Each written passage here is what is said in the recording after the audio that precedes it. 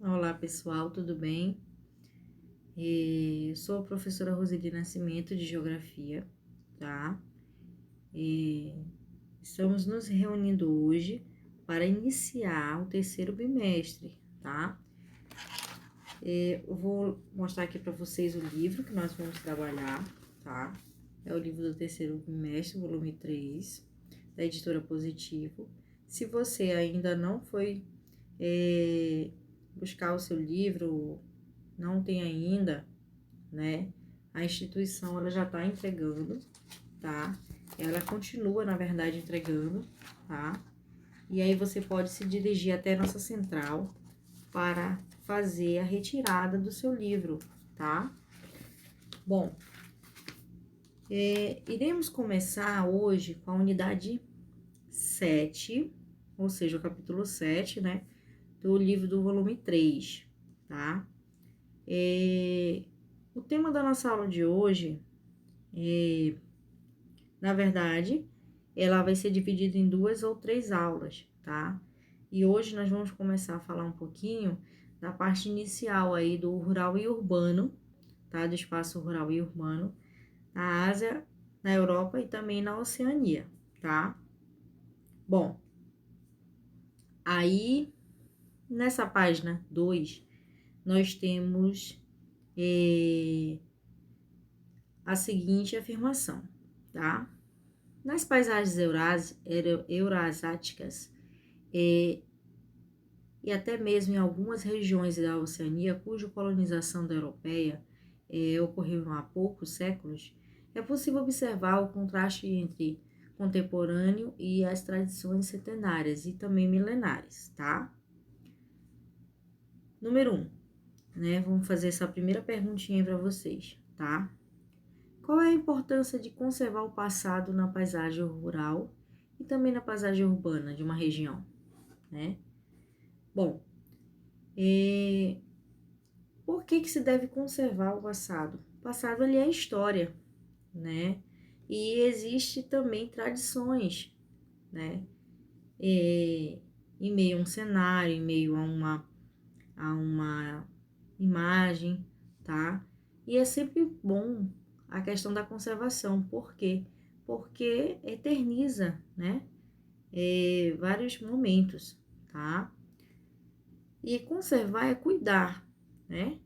É fazer com que aquele algo, ou imagem, ou objeto, ou até uma área de preservação, ela fique da mesma maneira sempre. Ela não tenha modificações nas suas estruturas, nem até mesmo nas suas características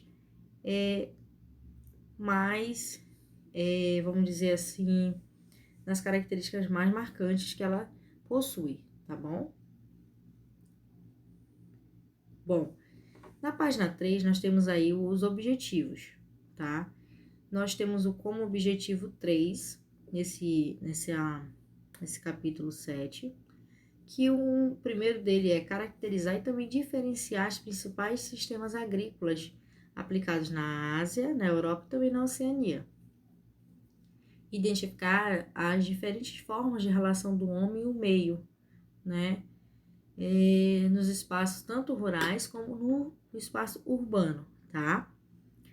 Também nós temos que reconhecer a diversidade ambiental e cultural presente nos espaços rurais e urbanos também da Eurásia, tá? E também da Oceania. O espaço rural. Vamos lá. O espaço rural, ao se comparar ali com o espaço urbano, ele se caracteriza por uma maior dispersão de edificações, né? Das vias de acesso, das redes elétricas, também temos forma de infraestrutura diferenciada, tá? Nós sabemos que no espaço rural é totalmente diferente a questão da configuração da paisagem, tá? E também é caracterizada pela distribuição das atividades econômicas, como a agricultura, a criação do gado, a silvicultura, extrativismo de recursos naturais, além de territórios cuja finalidade principal é a valorização dos tesouros culturais ou ambientais, por exemplo, tá? Então, os principais espaços rurais desses continentes são apresentados aí por meio de modelos predominantes de atividades agrícolas, conforme o sistema é empregado, tá? A agricultura itinerante no sul e no sudeste da Ásia, tá? Bom, o tempo em que uma área é utilizada em sucessivos plantios e colheitas, no entanto, tem sido mais curto do que aquele que se faz necessário na regeneração da cobertura vegetal. A técnica de derrubada da mata, sucedida através da queimada, frequentemente é adotada aí para os sistemas agrícolas, né, itinerante, que vem causando aí preocupação por meio dos nossos ambientalistas. Por quê? Porque ao se revelar totalmente danosa ao meio ambiente, porque na verdade a prática da queimada ela é utilizada para a preparação daquele solo para novos meios de cultivo, né? Só que quando ocorre a queimada, não é somente o solo que vai receber esse impacto direto, mas também o nosso clima, as populações, tá? Por mais que seja em área rural, mas a população ela está envolvida. Aí existe muita questão também de meio respiratório. Nós que moramos na área rural, nós sabemos que muitas das vezes, em algumas épocas do ano, existem dias que você acorda, se você abrir a porta da sua casa para sair, você verifica olhando para cima, você pode observar o quê? Que o céu, ele está encoberto ali de uma fumaça diferenciada, né? E nós sentimos aquele odor ali de como se fosse uma vegetação recém queimada. E é também ocasionada por causa da prática, né, da agricultura. E também existem algumas pessoas por exemplo, para limpar os seus quintais, acabam fazendo essa prática também. Não só para a questão da agricultura, mas também para fazer limpeza, né? Você vai lá e capina e daí você queima todo aquele vegetal lá que você considera que já não serve mais, que já não tem mais uma serventia para você, mas se esquecem muitas das vezes as pessoas que fazem essas práticas de que não é somente mal para você mesmo, você está fazendo mal para outras pessoas. Por quê? Tem a questão como eu já falei, do solo. Tem a questão também da parte respiratória, a população, de uma forma ou de outra, ela está envolvida ali. Se você não está fazendo a queimada, mas você sabe que tem outras pessoas que estão envolvidas naquele meio, elas vão ser diretamente afetadas, tá bom? E aí, nós temos uma imagem uma área desmatada para ser cultivada no sistema de agricultura itinerante na Tailândia em 2017, tá? Bom, aí na página 4 diz o seguinte: na Ásia, apesar da atual tendência pela substituição por sistemas permanentes de sedentários, não há um abandono temporário de uma área cultivada. O modelo da roça tropical persiste no Pacífico do Sul e também no Sudeste no continente, principalmente ali nas encostas de vales, nas áreas montanhosas, tá?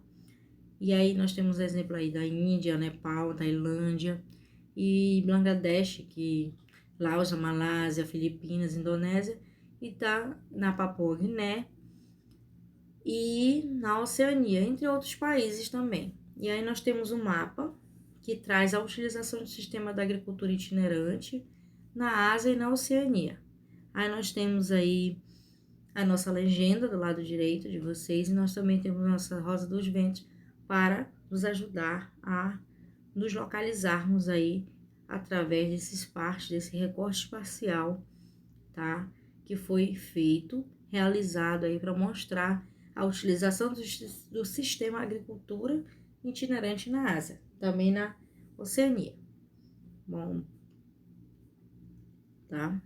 E aí, vocês podem saber que cada corzinha dessa legenda representa um grau de intensidade das práticas agrícolas aí itinerantes.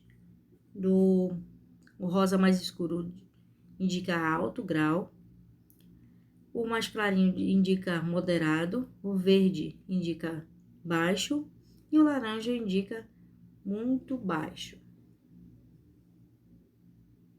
Bom, o sul da Ásia, ou da Ásia Meridional, o Sudeste Asiático, abrange uma superfície de cerca de 9 milhões de quilômetros quadrados, aproximadamente uma área do território brasileiro, desde o Paquistão até os arquipélagos das Filipinas e também ali da Indonésia.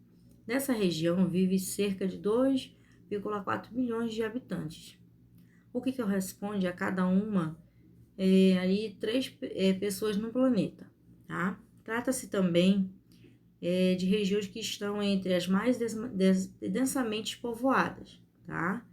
Você se recorda de como se calcula a densidade demográfica de uma determinada região? Né? Obtém a densidade demográfica ou população relativa do território que abrange o sul e o sudeste asiático, dos espaços abaixo. Apresente os dados e também nosso cálculo. Bom, nós temos aí a população absoluta, né?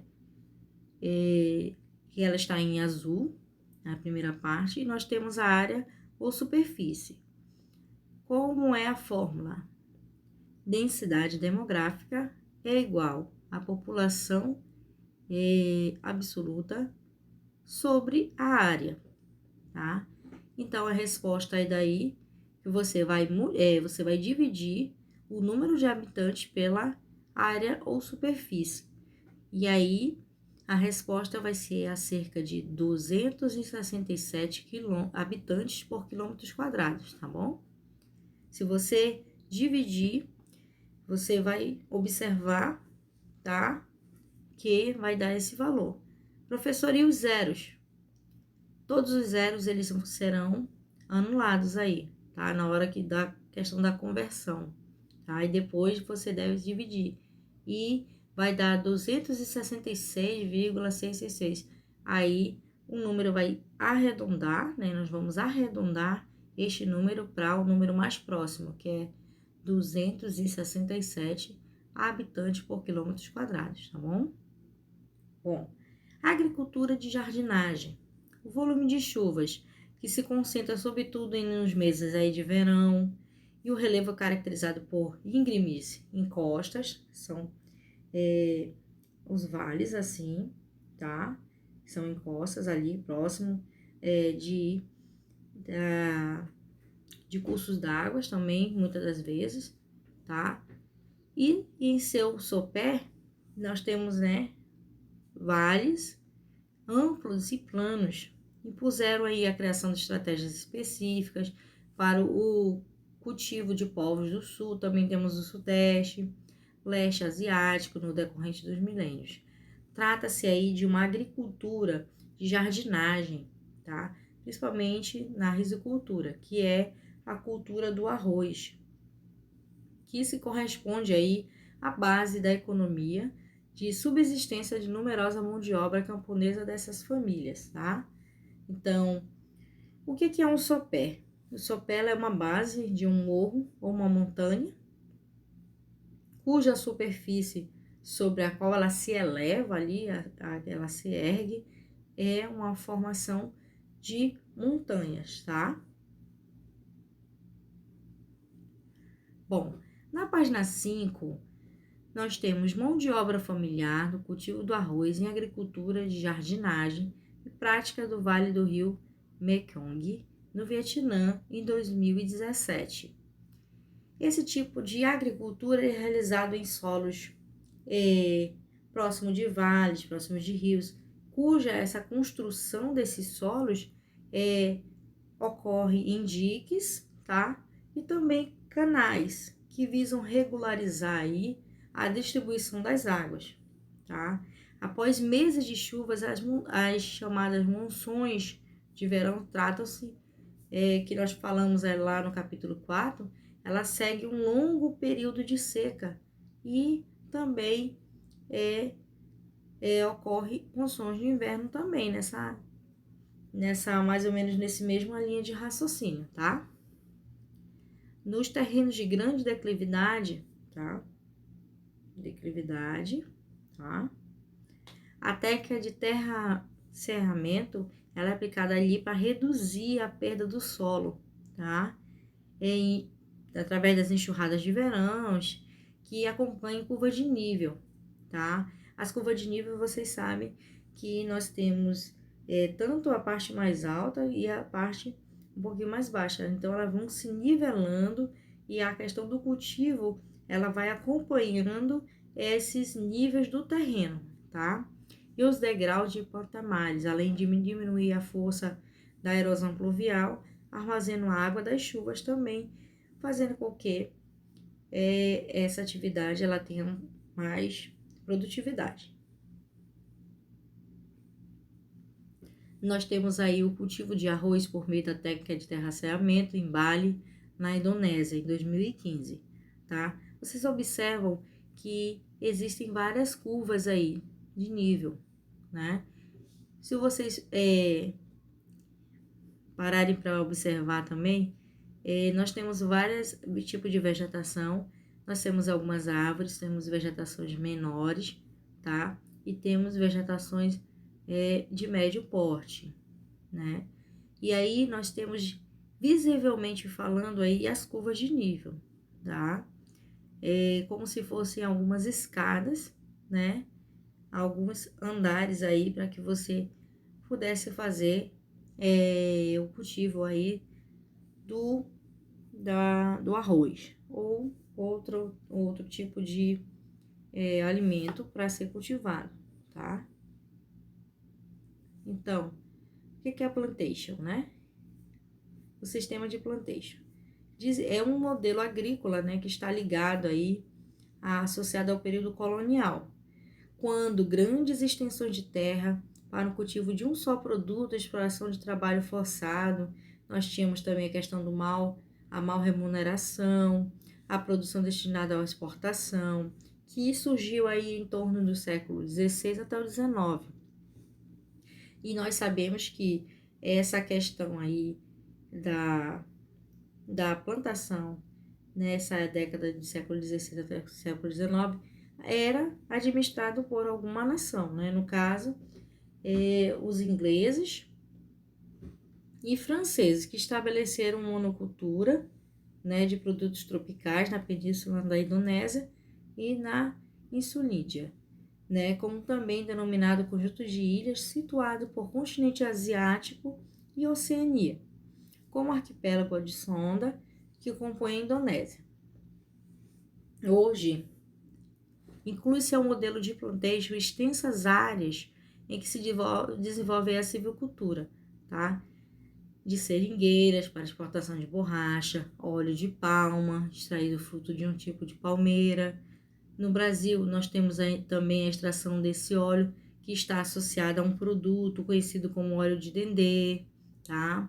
Considerado uma alternativa ao óleo de soja e de outros vegetais. O que é uma curva de nível, né? São linhas que unem pontos apresentados, tá?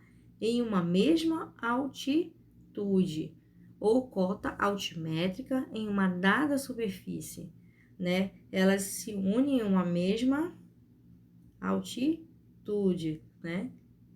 E aí elas vão ficando e vão se alocando com o mesmo nível, tá?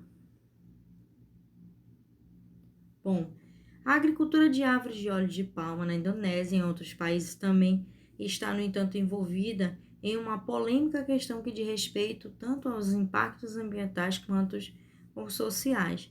Nós temos aí uma área desmatada, tá, para o plantio de árvores para extração de óleo de palma da Indonésia. E aí no livro de vocês fala que existe uma polêmica, né, em questão de respeitos aí aos impactos ambientais também sociais.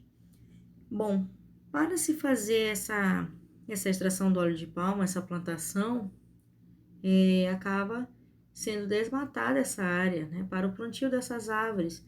E quando você desmata uma determinada área de cobertura vegetal, você está diretamente ligado, né, a um desequilíbrio ambiental, né? Você está desestruturando ali aquele meio para fazer um outro benefício, né? Em busca de um outro benefício, uma outra atividade.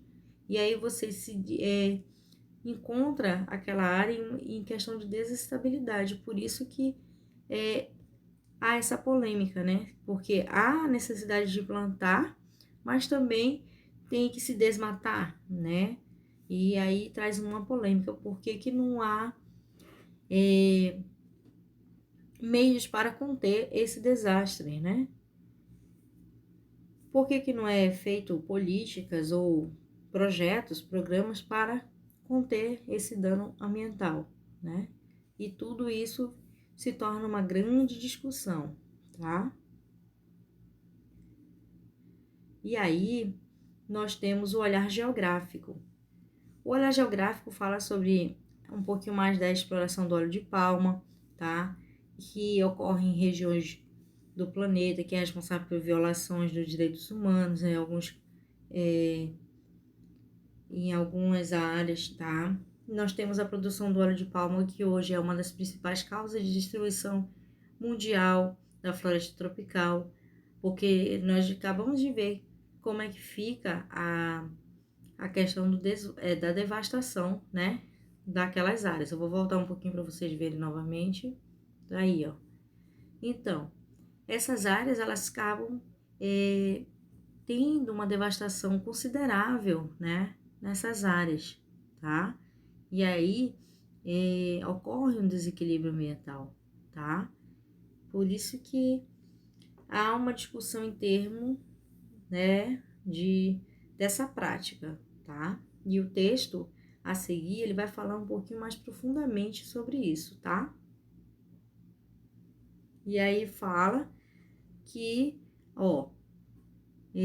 deixa eu pegar uma parte aqui. Apesar do movimento dos ambientalistas no sentido de chamar a atenção para a necessidade de conter a produção e o consumo de óleo de palma, a demanda está subindo rapidamente, tá? Em todo o mundo, né? Então, mesmo com todas as políticas, com todas as práticas para conter esse dano ambiental, ainda a procura ainda continua sendo maior. Então, a produção, ela atinge o ápice, tá? Mas os danos ambientais, eles acabam não diminuindo, tá? Aí nós temos a substituição da rica biodiversidade da floresta equatorial por monoculturas, que ainda das espécies arbóreas e também condenada por vários pesquisadores, tá? No Sudeste Asiático, alerta-se sobre também a ameaça que total modalidade aí exerce, né? Aí sobre os ecossistemas que vivem os orangotangos, os rinocentros brancos, né? O que são rinocerontes. E nós também temos outras espécies, tá? Bom, aí nós temos a questão da agricultura moderna, tá? O modelo de agricultura moderna reflete o espaço geográfico rural da terceira revolução industrial ao basear o crescimento de sua produtividade com a adoção de tecnologias modernas. Aí nós temos a precisão que se utiliza em sinais eletromagnéticos emitidos por satélites em órbita. Nós temos informações online que atualiza o tempo e em tempo o comportamento do meteorológico, ou mede também e calcula a quantidade adequada de luz, água e nutrientes para as plantas, tá? Também temos as pesquisas genéticas aplicadas às sementes. Nós também temos aprimoramento de insumos procedentes de indústrias químicas. Nós temos alternativas sustentáveis para a geração da energia necessária em diferentes etapas da produção. Então, a agricultura moderna, ela se insere aí no contexto da economia globalizada, ela acompanha a questão da globalização e as suas expectativas e resultados influem aí diretamente no mercado financeiro internacional, né? Então, esse tipo de economia é gerenciado principalmente por grandes grupos de empresas, né? Multinacionais, que muitas das vezes atuam em etapas de cadeia produtiva. E a geração das sementes destinadas para esse plantio, até mesmo processamento industrial, bem como também a questão da distribuição e venda no comércio, tá? O monitoramento da produção da fazenda também pode ser feito através à distância, através de equipamentos que pode verificar, né, a questão de luz, a quantidade de calor, a quantidade de água que aquela plantação observa, através de equipamentos tecnológicos, né, que pode, como vocês acabaram de ouvir, pode ser à distância também, mas aí eles são administrados nas cidades em tempo real, né, acompanha o tempo real, tá bom? A agricultura moderna, ela visa otimizar a área cultivada, tá? Para obter espaço de terra cultivada e se realiza em criações ambientais e também animais. Ela tem a maior produtividade possível, tá? E ela utiliza uma série de recursos técnicos atuais para fazer com que essa região aí ela possa ser mais produtiva e moderna, tá? E aí do lado direito de vocês, nós temos o uso de turbinas eólicas em áreas agrícolas na Alemanha em 2015. E também, mais abaixo um pouquinho, nós temos o sistema de irrigação de solo nos campos de cultivo em Israel. Bom, meus amores, este foi um apanhado geral da nossa aula, tá? Solicito que vocês façam um resumo, tá? Como já foi falado em agenda, escrito na agenda, e vocês façam um resumo dessas páginas que nós trabalhamos hoje, tá? Realizem as atividades, sempre busquem realizar todas as nossas atividades para que você não acumule, tá? Essas atividades. Lembrando que eu estou no privado, hoje é o dia de suporte de vocês. O nosso horário comercial é o nosso horário de atendimento, é o horário que a escola funciona, das 7 até as 17 horas. Ou seja, caso de dúvida, realize a retirada dessas dúvidas no privado comigo, respeitando os horários dos turnos, tá? E caso haja necessidade, extrema necessidade, você pode mandar a mensagem, tá? Que eu vou responder de acordo com a ordem de recebimento, tá? E me esforçar ao máximo para sanar essas dúvidas, tá bom? Que Deus abençoe todos vocês. Em breve, né? Nós vamos estar todos juntos, tá? E vai dar tudo certo, gente. Fé em Deus, muitos estudos. Estou aqui para no que vocês precisarem, para tirar as dúvidas, tá? E que Deus nos abençoe, tá? Olha, bons estudos, prestem atenção ao realizar as atividades, tá bom, meus amores? Prestem atenção, hein? Tô aqui, não se esqueçam, a professora tá aqui com vocês, tá? Eu posso não estar aí com vocês agora, mas eu estou aqui, tá bom? E qualquer coisa, estou aqui.